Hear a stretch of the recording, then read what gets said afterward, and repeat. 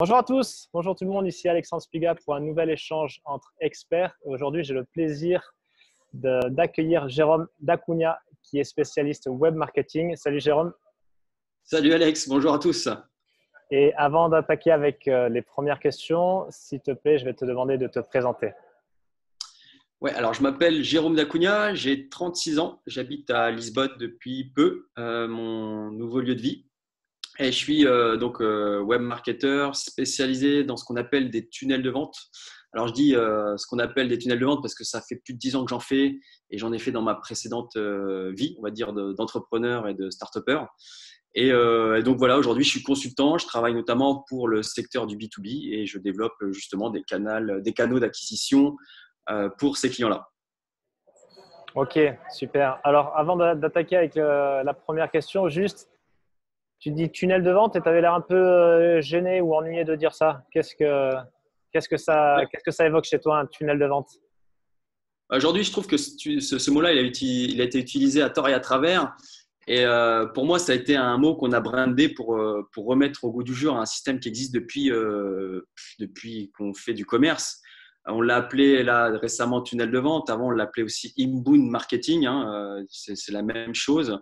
Et avant, on appelait ça aussi des processus de vente. Donc voilà, c'est pour ça que je suis un peu gêné quand j'utilise ce mot-là parce que c'est un mot un peu à la mode pour lequel on pense que c'est nouveau alors que c'est pas du tout nouveau. Ça existe depuis très très longtemps. Et donc voilà, je suis plus gêné pour l'utilisation de ce mot marketé, comme on appelle aussi maintenant du high ticket. Le high ticket, pour moi, ça a toujours existé. J'en ai fait il y a 10 ans, avant même qu'on appelle ça des high tickets. Donc voilà, c'est des mots un peu à la mode, qui sont souvent utilisés à tort et à travers. Et c'est pour ça que ça me gêne un peu plus d'utiliser ces mots-là. Moi, si vraiment tu voulais que je te dise le mot que j'utiliserais, c'est process de vente, processus de vente, qui correspond plus à ce que je fais. Mais bon, on peut appeler ça un tunnel si tu veux, ça me dérange pas. Ouais, tu m'as enlevé le mot de la bouche justement parce que je le dis à mes clients et à ma petite audience, c'est que souvent je vois sur des groupes Facebook ou quoi, ouais, je suis en train d'installer mon tunnel de vente et je devine qu'ils savent pas exactement de quoi ils parlent parce que c'est des débutants, c'est pas péjoratif ce que je dis. Mais du coup, ouais, quand entendent parler, ouais, ils vous font un tunnel de vente, ils vous font un tunnel de vente, je suis là, calmez-vous, il n'y a rien d'exceptionnel. On C'est va en ça. reparler.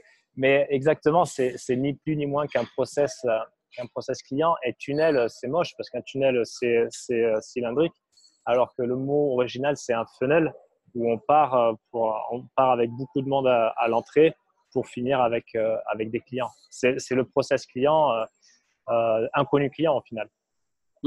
Entonnoir, en français, on appelle Ouais, ça aussi entonnoir. un entonnoir, Ouais. ouais. Ouais, Mm. d'accord. Cool, super. Tu es un ancien gérant de start-up, Ouais. maintenant entrepreneur. Est-ce que tu peux nous en dire plus sur ton parcours? Ouais. Alors j'ai un diplôme d'ingé et puis je l'ai fait en alternance. C'était la petite particularité, j'ai dû le faire en 2003 et c'était les premières, on va dire, promotions où tu pouvais faire un diplôme d'ingénieur en alternance. Donc je l'ai fait en alternance dans une société et très rapidement on m'a dit tiens, on va te mettre responsable du AT. Et UAT, unité autonome de travail, donc c'est-à-dire que c'est en gros une grosse entreprise qu'on découpe en ce qu'ils appellent aussi des business units. Ils découpent en entreprises, en petites entreprises. Donc tu auras un pôle électronique, mécanique, compta, etc. Et tout ça, c'est géré indépendamment. Bref, j'ai eu le pôle électronique de cette boîte-là et puis on m'a demandé, voilà, on a 6-7 personnes, il faudrait que tu arrives à scaler, à augmenter donc ton chiffre d'affaires sur ce pôle-là. Et voilà, on te laisse carte blanche.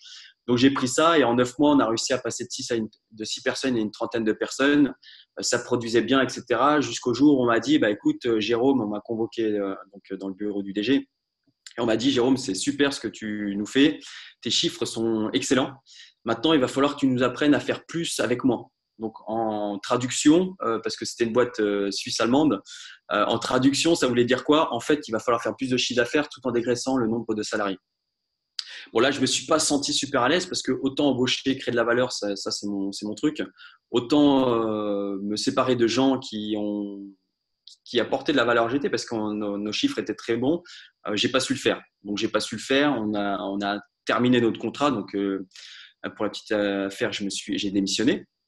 Et donc là, je me suis dit, bon, qu'est-ce que je vais faire? Et j'ai eu l'idée de créer un produit, parce que j'ai une base d'ingé, un produit électronique et un secteur que je connaissais bien, parce que c'était le secteur aussi de mon ancienne boîte, dans le nucléaire. Donc, on a été les premiers à créer des produits électroniques pour le secteur nucléaire qui tiennent un peu, voilà, pour faire simple, qui tiennent toutes les normes nucléaires pour que ça passe bien. Donc voilà, j'ai créé pendant 8 ans, j'ai créé ma startup et au bout de 8 ans, on a revendu la propriété intellectuelle de ces produits, notamment à un gros client à nous. Et donc voilà, j'ai décidé de vendre et puis de partir sur d'autres secteurs. Et donc voilà, je suis parti dans le consulting, dans le web marketing parce que c'est des outils que j'ai mis en place dans ma startup et qui m'a permis justement de sortir plus d'une fois d'une situation assez compliquée qui était qu'on était une petite équipe. On n'avait pas une trésorerie ni des fonds illimités. Aujourd'hui, une startup peut lever des millions. En 2006-2007, quand je l'ai fait, on ne levait pas des millions comme ça. Il n'y avait pas The Family derrière qui avait fait un travail de lobbying auprès d'investisseurs. Donc voilà, fonds limités, équipe limitée, énergie limitée. Puis quand on est gérant, c'est cool, c'est une super carte de visite. Tu es fondateur d'une boîte, mais en fait, c'est aussi l'homme à tout faire. C'est un peu le couteau suisse qui fait la compta, la production, la vente et puis même le ménage, etc. Donc, j'ai très vite cherché des solutions pour démultiplier un peu tout ce qui était pour moi le pôle le plus important qui était la vente.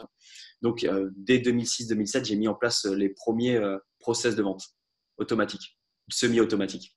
Ah ouais, c'est intéressant. Donc, du coup, au final, tu es arrivé naturellement dans le milieu marketing parce que c'est de la vente et du web parce que tu avais un attrait pour. Ouais, parce que la problématique, c'est qu'une école d'ingé t'apprend à résoudre des problèmes compliqués, même si moi, je ne sais pas les résoudre. Mais normalement, un ingénieur digne de ce nom doit savoir les résoudre.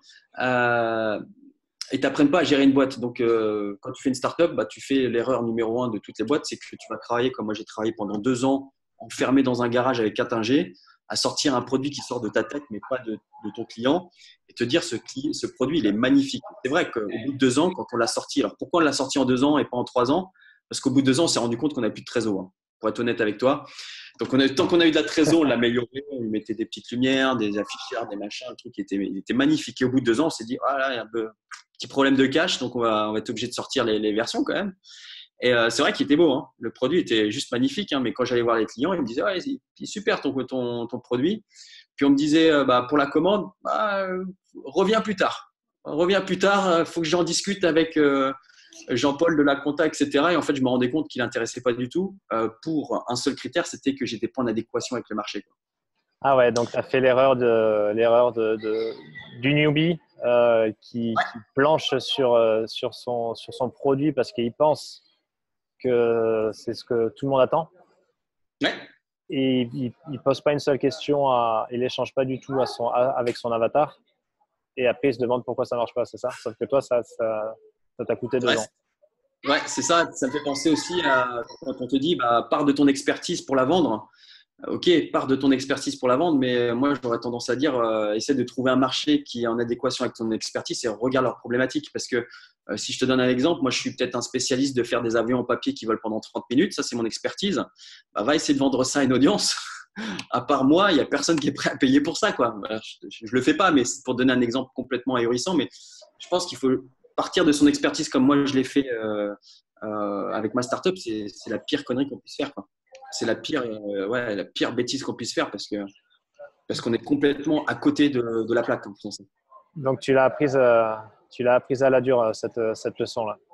Ouais, parce qu'on a mis, je te dis, un peu plus de 2 ans à sortir un produit. Et après, en 3 mois, on a dû sortir 10 versions. Donc là, on a été super créatif. On a réussi à sortir des produits quasiment toutes les semaines. Et là, le truc a complètement… on a inversé le système. C'est que j'allais voir les clients. Ils voyaient le produit. Ils me disaient, bon, après, je leur disais, OK, c'est pas ça que vous voulez. Mais on a une expertise, radiofréquence, on communique sans fil, etc. Est-ce que vous n'avez pas un problème qui pourrait être résolu avec ce type de techno? Et puis là, en effet, tu avais les gars qui te disaient ouais, voilà, moi j'ai telle problématique, etc. Ok, d'accord, nous on sait faire. On a aussi ça, ce produit-là. J'ai pas encore la plaquette, mais on a ce produit-là. Si je vous l'apporte, est-ce que vous êtes prêt à me faire une commande de 500 ou 1000 pièces? Et là, j'ai une personne qui m'a dit ouais, je t'achète 1000 pièces si tu es capable de le faire. Ouais, mais ça, le produit, on l'a déjà. Dans 3 semaines, je vous l'emmène, pas de souci, je vous montre le proto. Je rentrais au bureau et puis là, je disais à mes ingés, bon, voilà, il faut ça dans 3 semaines. Donc, bien sûr, on bricolait des trucs, on prenait des cartes à droite à gauche, on mettait des batteries énormes pour que ça tienne. Bref, on faisait des POC, ce qu'on appelle des POC, un proof of concept. On donnait ça au client, on lui vendait ça, pourvu que ça dure la période de garantie. Ça durait la période de garantie, on avait les grosses commandes, et puis derrière, bah voilà, c'était notre problématique, c'était gérer la réclamation client, mais ça se gère. Ça se gère. Proof of concept, ouais, de prouver le concept. Donc, vous êtes passé de l'erreur, une des erreurs les plus classiques de celui qui démarre, à passer à une logique de MVP, Minimum Viable Product, et ensuite prouver le concept et faire des V1, V2 et cercle vertueux, et ainsi de suite. Mais à l'époque, je ne sais pas si ça existait déjà, Lean Startup. En tout cas, je ne le connaissais pas, ce livre-là. Mais quand je l'ai lu, je me suis dit, waouh, si je l'avais lu en 2006 quand j'ai démarré, je pense que j'aurais gagné de l'argent. Puis au final, je me suis dit, peut-être pas, parce que tu sais, tu as le côté en disant, ouais, tu es le meilleur, tu es le champion, tu as de l'énergie, tu crées ta boîte, tu as 23 ans, ouais, tu es au summum de la pyramide, quoi. Donc, je me suis dit, bah, en fait, finalement, non, il faut que je me prenne les pieds dans le tapis pour m'en rendre compte que en fait, ce bouquin, il est super puissant, quoi. Ouais, c'est intéressant. Et du coup, parce que j'ai regardé aussi, tu proposes, alors, c'est pas un webinaire parce que c'est une vidéo où tu fais l'éloge de la simplicité, notamment où tu parles des funnels de vente. Et donc, tu vas un peu à contre-courant de ce que d'autres formateurs présentent sur le marché. Alors, pourquoi tu fais l'éloge de cette simplicité et est-ce que justement, c'est pas grâce à cette expérience où tu t'es mangé d'abord pour ensuite créer des produits un peu plus simples, viables et ensuite développer?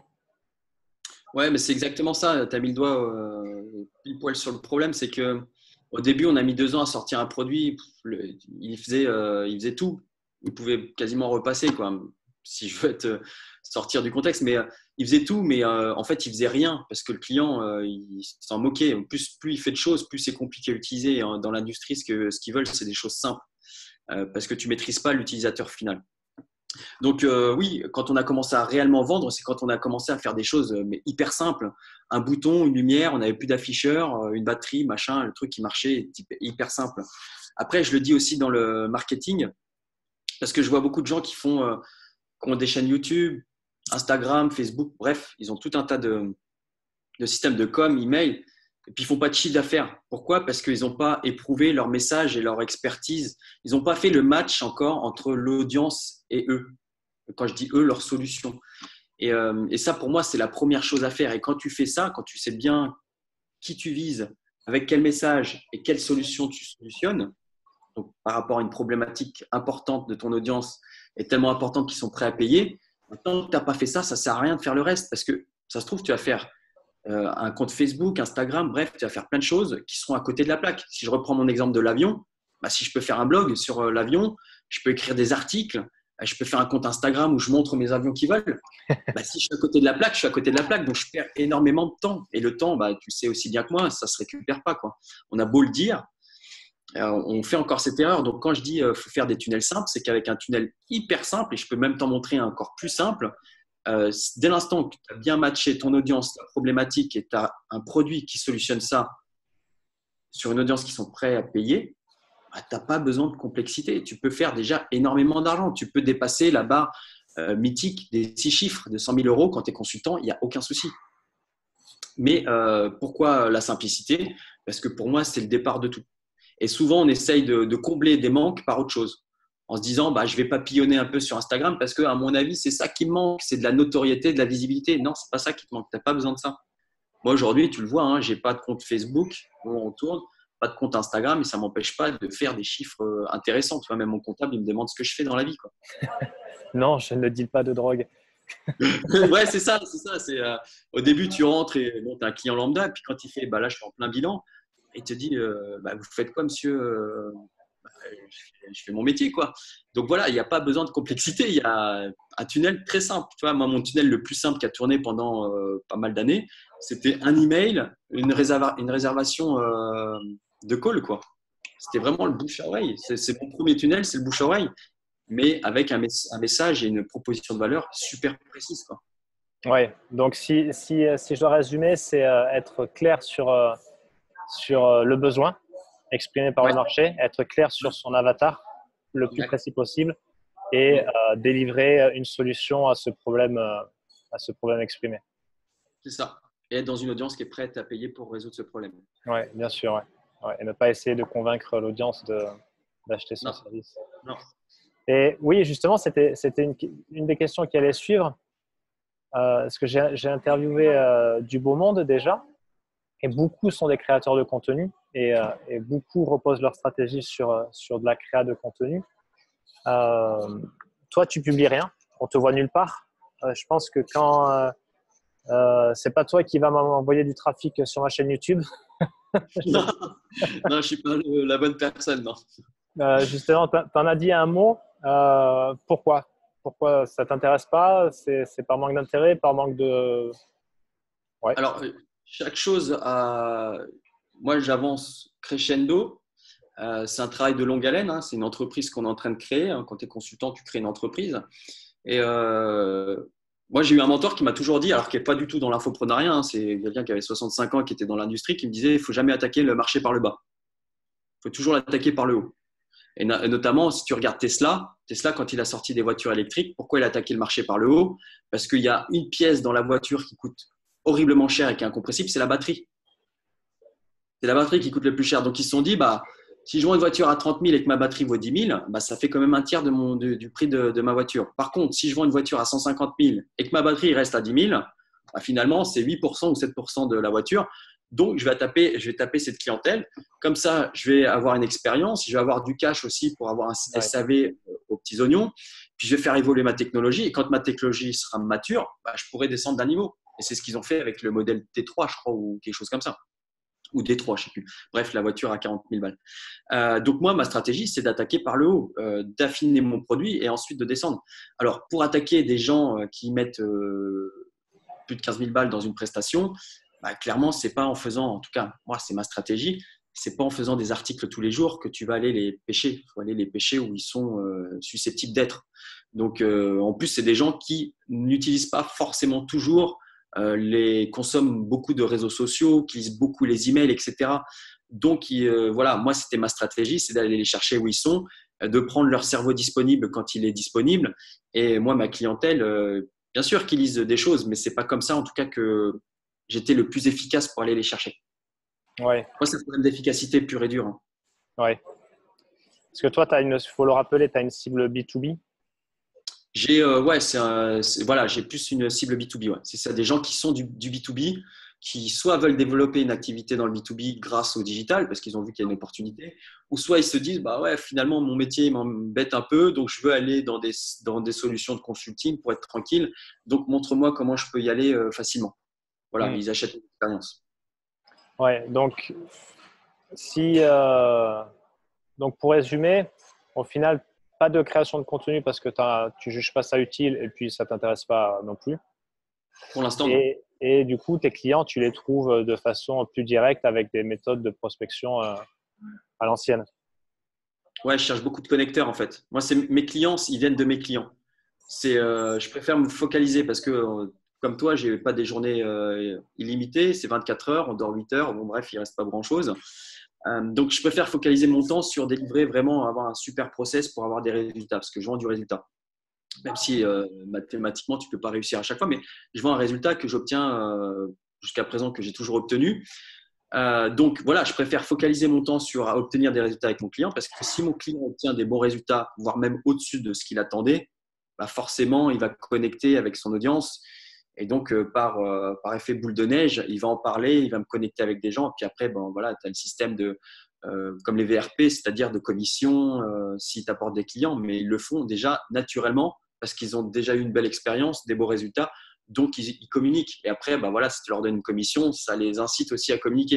Mais ça, c'est mon système d'acquisition. Parce que des gens qui gagnent de l'argent, alors tu sais, j'entends souvent la moyenne des 5 personnes que tu côtoies le plus. Donc, les gens qui gagnent de l'argent traînent avec des gens qui gagnent de l'argent.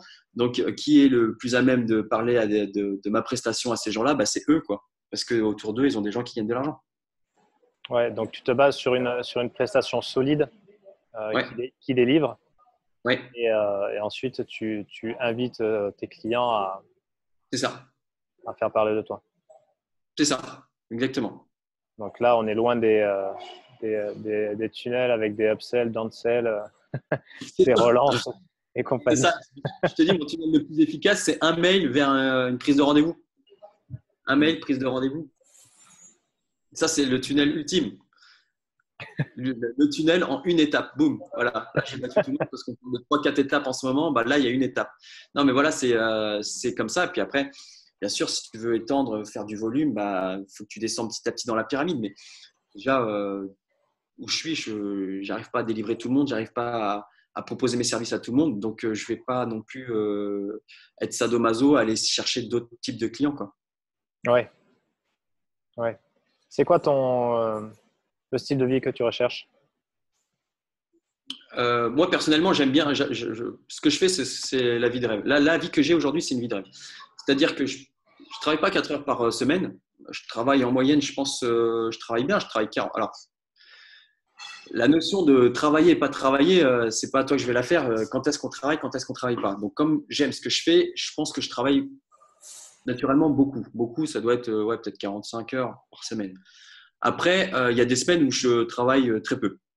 Je travaille 10 heures. Donc en moyenne, je ne sais pas trop, j'ai jamais fait le calcul, mais la vie de rêve, c'est ça. C'est quand j'ai envie de prendre du temps, là il fait beau, je veux aller à la piscine, je vais à la piscine.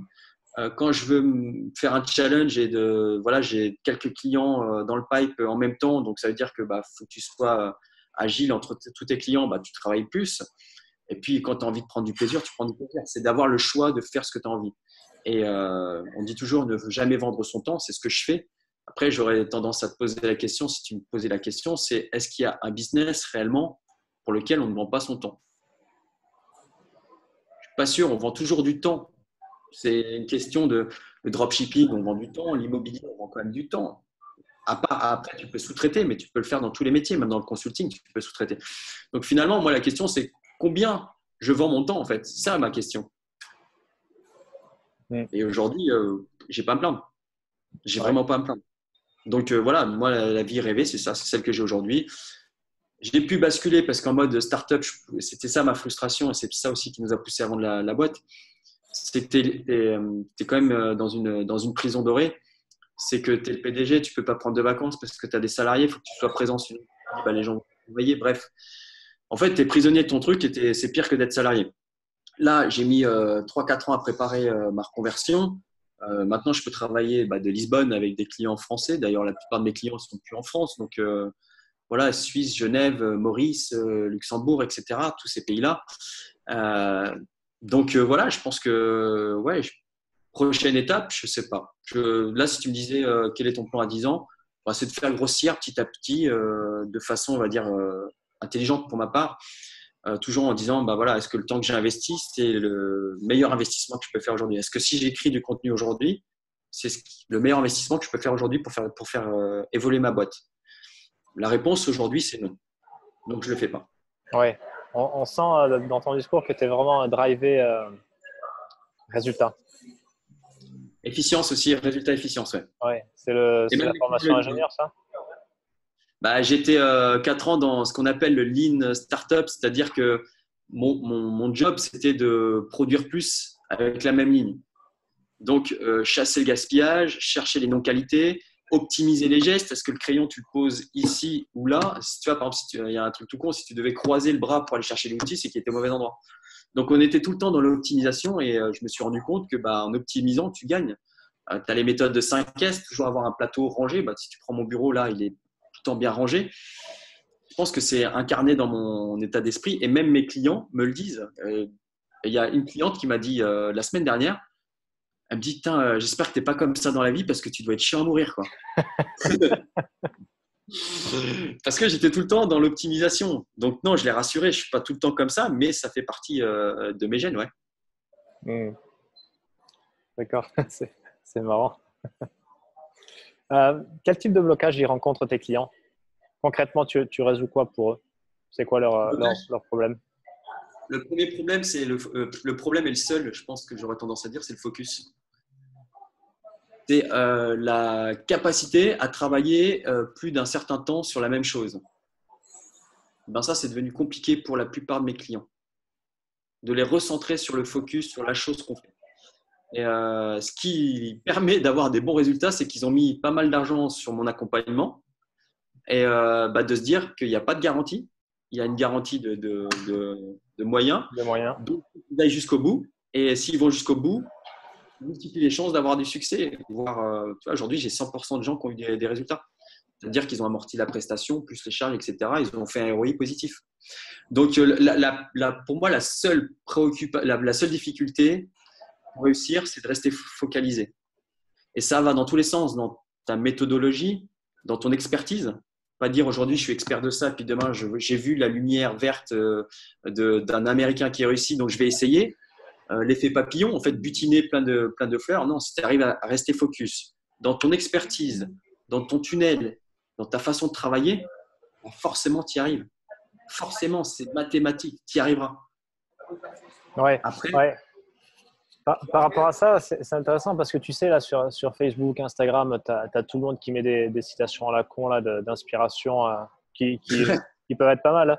Mais je pense que 99% des gens qui mettent ça appliquent pas du tout ce genre de principe. Et ouais. tu vois, je prends par exemple, là, je pense à un des plus fameux exemples qui est Thomas Edison qui a qui a fait 1000 tentatives à trouver la bonne matière pour se consumer, pour créer son ampoule. Wow, c'est génial et tout ça, mais dans les faits, le mec, il faut être limite toqué et maniaque pour continuer à insister et à y croire.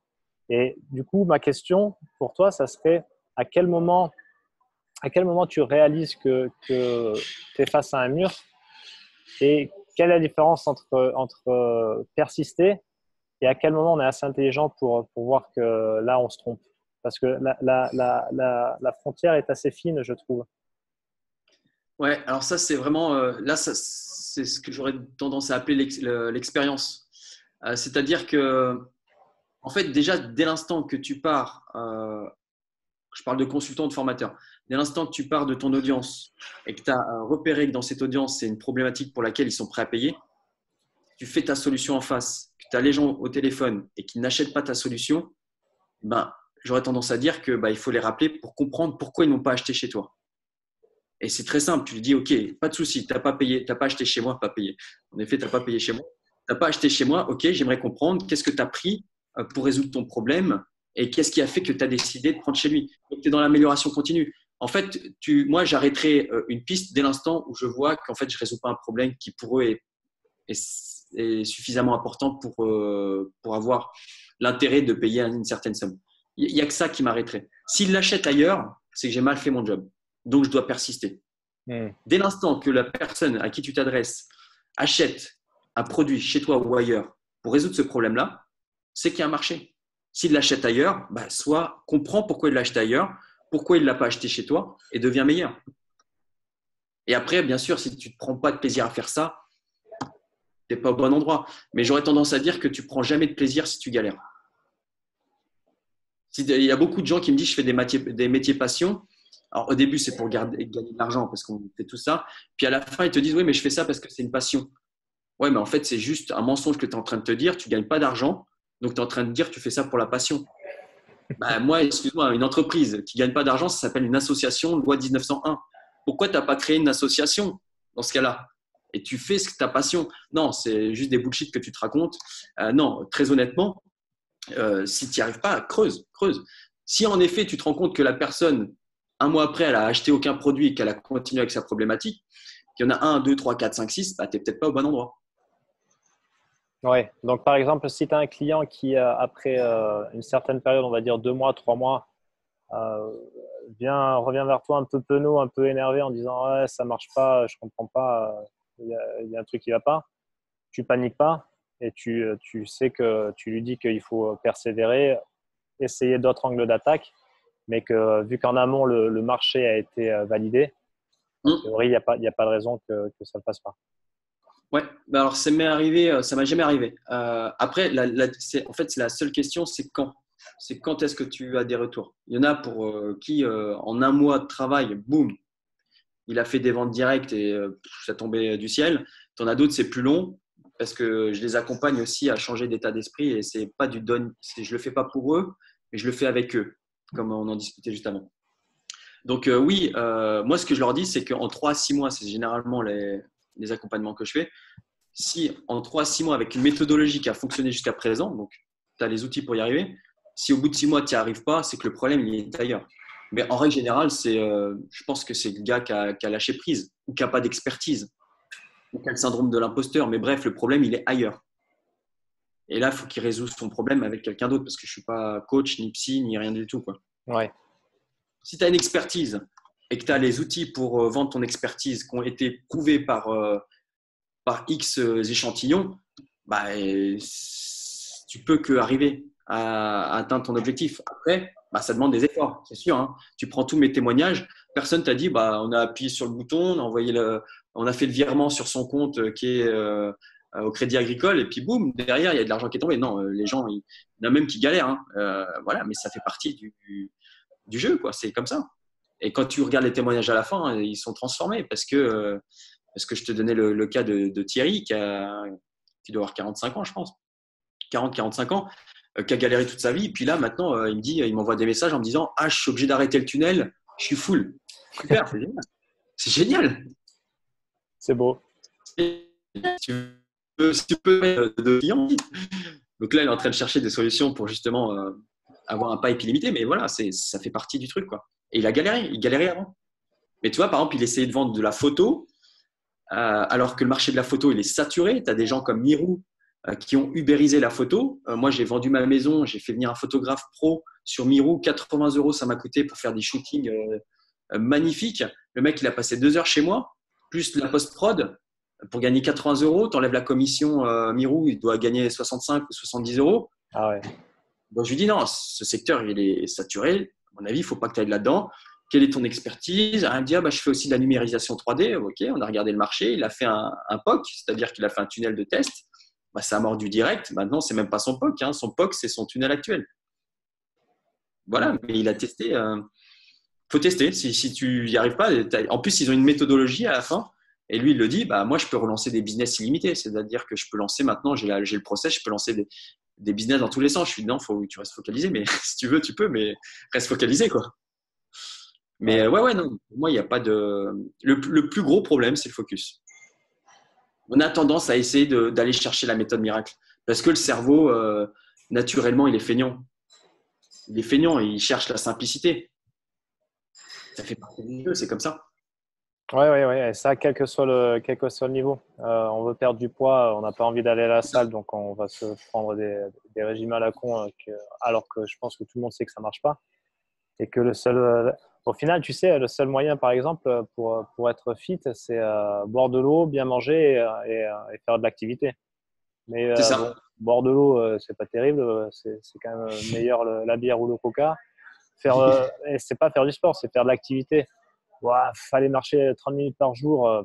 Ouais, c'est vrai que c'est sympa, mais je préfère être sur le canapé, donc on va essayer. Tu sais, avant, je me souviens, il y avait, tu sais, les patchs là que tu mettais sur le ventre là, qui stimulaient le muscle.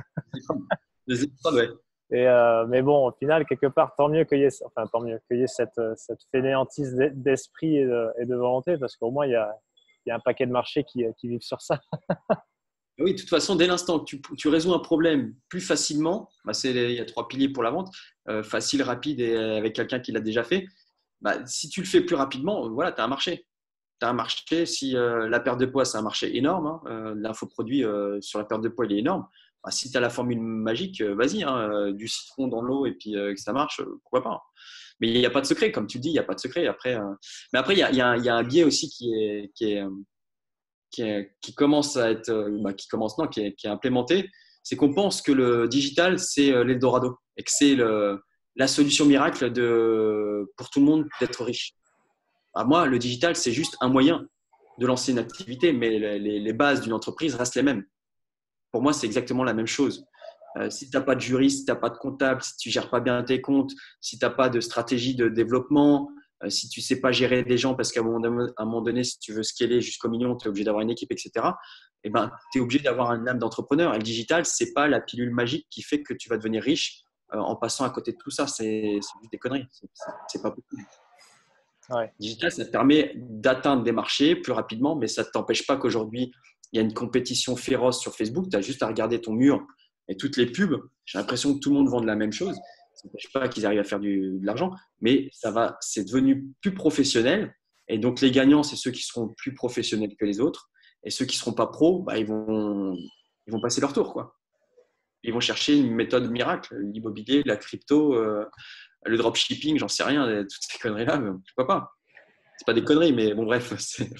Non, il y en a qui gagnent de l'argent, mais voilà. C'est pareil, en immobilier, tu as des moyens de gagner de l'argent. J'ai encore rencontré des gens la semaine dernière à Lisbonne qui gagnent leur vie, mais parce qu'ils sont focalisés, parce qu'ils ont fait une industrie, parce qu'ils sont très bien câblés, etc. Crypto, je pense que peut-être que tu peux gagner. Dropshipping, c'est pareil. Dropshipping, c'est quoi? C'est de l'e-commerce. Ouais. Et le dropshipping, ça existe depuis longtemps. Moi, quand j'avais mon business en startup, je vendais des produits en marque blanche. C'est-à-dire que c'est quoi? J'avais un fournisseur qui mettait mon étiquette, donc mon logo, et qui l'envoyait directement chez mon client. Du Bah, dropshipping. ouais, mais maintenant on appelle ça dropshipping. Et on gagnait de l'argent avec. Donc tu peux gagner de l'argent avec, sauf que il faut être professionnel, faut créer un écosystème, une marque, de la valeur ajoutée, quoi. Ouais, super, très intéressant. C'est juste ce que tu dis. Top. Où est-ce que, alors tu es discret en ligne, si on veut te contacter, où est-ce qu'on te trouve, Jérôme? On me trouve à Lisbonne, donc si tu veux me trouver, tu m'envoies un message. Non, plus sérieusement, j'ai mon adresse mail qui marche bien. J'ai un site internet aussi, donc c'est les deux points de contact. Si tu veux que je te les donne là, je te les donne, sinon tu les mettras sous la vidéo comme tu veux. Ouais, vas-y, dis-moi. Alors mon mail c'est contact au singulier @jogadam.com. Jogadam, ça c'est jogadam.com. Et puis mon site, c'est jogadam.com. Ok, cool. Je mettrai ça dans la description. Rendez-vous. D'accord. Et à Lisbonne, si jamais on passe. Et à Lisbonne, si jamais on passe, on m'envoie un email à contact@jogadam.com. Ce sera avec plaisir qu'on ira boire un verre ensemble. Ouais, des grands verres, des mojitos XXL dans le vieux Lisbonne. Ouais, voilà, les trucs de 1 litre. Ouais. Ça fait mal. Ouais. J'ai pas encore testé parce que toi, je suis plus à l'eau. Mais parce que ici, sinon, si tu t'écoutes, tu bois de la bière tout le temps. On dirait c'est la monnaie locale ici. La Sagresse. Tu payes en bière. Ouais, la Sagresse et la Superboc. Ouais. Ok, cool. Avant de se quitter, est-ce que tu as un livre à nous recommander et une citation qui t'inspire particulièrement? Alors, le livre, j'ai cherché pour ne pas donner tout le temps le même, parce que tu en as eu certains nombres dans tes interviews. Il y en a un qui est bien. D'ailleurs, quand je suis parti de France pour venir au Portugal, on est venu avec une voiture. Donc, on a fait un tri énorme dans nos affaires en règle générale. On a vendu maison et tout. Donc là, tu te rends compte qu'en fait, tu vis avec pas grand-chose. Mais j'ai ramené quand même des livres et il y en a un, justement, j'ai regardé dans mon carton, c'est La prodigieuse machine à vendre, je crois, de Chet Holmes. Tu connais, non? En anglais, c'est The Ultimate Selling Machine, c'est ça? C'est ça, ouais. C'est Ultimate Selling Machine, Ouais. que je trouve top parce qu'il te donne 12 ou 13 lois, je ne sais plus, il te donne un certain nombre de lois pour développer une activité localement ou pas localement, mais développer vraiment ton cœur de métier, et j'en applique un certain nombre. Et c'est des techniques qui ne sont pas tout le temps digital. Ça sort du digital, c'est vraiment gérer une entreprise, mais dans sa globalité. C'est vraiment, il est canon ce livre, il est vraiment bien. Ah, parce que ça fait longtemps que je l'ai et je ne l'ai jamais ouvert. Je l'avais acheté sur conseil de mon premier client / mentor et je l'ai jamais ouvert encore. Donc, Écoute, ça sera si tu sens que le digital commence à te saturer un peu, regarde son bouquin, regarde les chapitres déjà, et tu verras qu'il a 12 lois que tu peux appliquer, et il te montre même des exemples pour lesquels il a développé des boîtes qui étaient en décroissance, et il les a restructurées, il les a relancées grâce à ces 12 méthodes. Donc, ce n'est pas la pilule magique, mais si tu appliques certaines de ces méthodes-là, c'est des bonnes techniques, hein. C'est du B à bas, c'est des bonnes stratégies, mais je le trouve vraiment bien ce livre. Ok, super. Citation, comme tu le sais, je ne suis pas fan des citations. Moi, j'aurais plus tendance à make it and fake it. Non, fake it and make it. Je crois que c'est ça. Fake it until you make it. Ouais, voilà. Donc, en gros, vends avant de produire, ou grosso modo, ça veut dire ça, ou baratine et puis tu vendras après. Ça, j'aime bien. Et puis, faire, c'est mieux que parfaire. Ça, c'est C'est juste phénoménal. C'est tout simple, mais alors, le nombre de personnes qui attendent d'avoir le truc parfait pour le lancer, tu passes à côté de choses. Et ça, je l'ai appris avec un de mes clients que je ne citerai pas. Mais c'est avec lui que j'ai développé mon mindset parce que j'étais quand même assez perfectionniste à la base. Et un jour, il me dit, ouais, Jérôme, qu'est-ce que tu fais là? Donc, je travaille pour lui. Bah, je dis, écoute, je travaille sur ton truc là. Il me dit, tu aurais du temps pour faire une page de vente? Je fais, ouais, j'aurais du temps. Donc, on était vendredi, il devait être midi ou un truc comme ça. Bah, écoute, je peux te faire ça pour mercredi, jeudi, si tu me donnes le sujet de la semaine d'après. Il me dit, non, dans une heure, parce que dans une heure, je lance ça auprès de mon audience. Je fais, non, on fait pas une. Il dit, c'est pas grave. Donc, lui, j'ai pas pu le faire. J'ai pas eu la capacité de le faire. Lui, il l'a fait. Il a lancé, puis, mais une faute par ligne. Je fais, non, mais c'est pas possible, tu as vu, c'est bourré de fautes. Et là, il m'a dit un truc, il m'a dit, OK, tu sais combien j'ai fait de ventes derrière? Donc, il a fait un chiffre phénoménal de ventes. Et il me dit, prouve-moi que sans faute d'orthographe, je ferai plus de ventes. Et ce mec-là, il fait plus d'1 million par an. Donc, plus d'1 million par an, il a un webinaire avec beaucoup de fautes, et lui-même le dit, mais ça n'empêche pas de faire le million. Et ça n'empêche pas de délivrer un super produit, d'avoir des super retours, des clients super contents. Donc, je me dis, ouais, vaut mieux faire que parfaire. Et là, je pense que c'est la preuve concrète qu'il ne faut jamais attendre. Alors, je n'irai pas jusqu'à faire une faute par ligne, parce que j'ai quand même… Mais je pense qu'il y a un juste milieu, quoi. D'accord, super. Mais, très beau, très bel exemple pour terminer l'échange. Super. Ok. Merci Jérôme. C'était très sympa. Et Merci à toi, Alex. je te dis à bientôt et profite du soleil de Lisbonne. OK, merci à toi. Ciao. Salut.